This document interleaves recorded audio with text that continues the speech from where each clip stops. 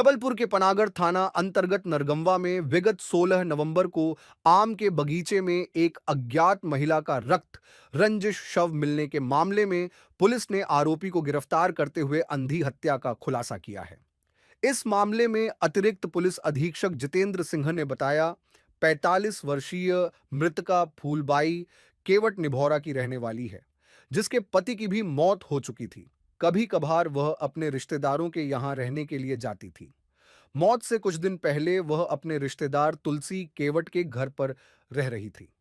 Police ने जब्त तुलसी केवट को अभिरक्षा में लेकर सघन पूछताछ की तो उसने फूलबाई की हत्या किए जाने की बात कबूल की।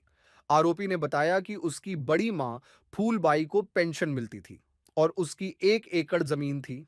पिछले कई समय से वह उनकी सेवा करता आ रहा था। एक दिन उसने फूलबाई से अपनी पेंशन और जमीन उसे देने की बात कही तो फूलबाई ने उसे देने से इनकार कर दिया, जिससे आक्रोश में आकर उसने फूलबाई की हत्या कर दी। इस मामले में पुलिस ने आरोपी को गिरफ्तार कर आगे की कार्रवाई शुरू कर दी है।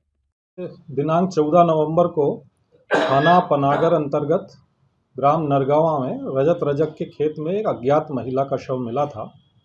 महिला की तत्समय पहचान नहीं हो पाई थी। महिला के गले में उसी की साड़ी कसी हुई थी और मुंह और सिर पे चोट थी। अज्ञात मृतिका के मामले में मर्ग कायम करके जांच में लिया गया था। पोस्टमार्टम रिपोर्ट में भी चोटों के होने की पुष्टि प्राप्त हुई थी, गला दबाने की भी पुष्टि प्राप्त हुई थी। तत्पश्चात इसमें हत्या का प्रकरण दर्ज किया गया था और जब विवेचना इसकी की गई तो उसमें ये तथ्य आया कि ये इसकी शिनाख्त हुई महिला की फूलबाई पति रिखीराम केवट, ये निवासी ग्राम निभौरा थाना पनागर अंतर्गत ही आता है, वहाँ की ये रहने वाली थी। इनके जो पति थे रिखीराम, इनकी मृत्यु लगभग 9-10 साल पहले हो गई थी। वो जीसीएफ में कार्यरत थे। तो फूलबाई को उसी के पेंशन के पैसे मिलते थे और कुछ ज़मीन भी उनके पास पति द्वारा जो प्राप्त हुई थी वो थी।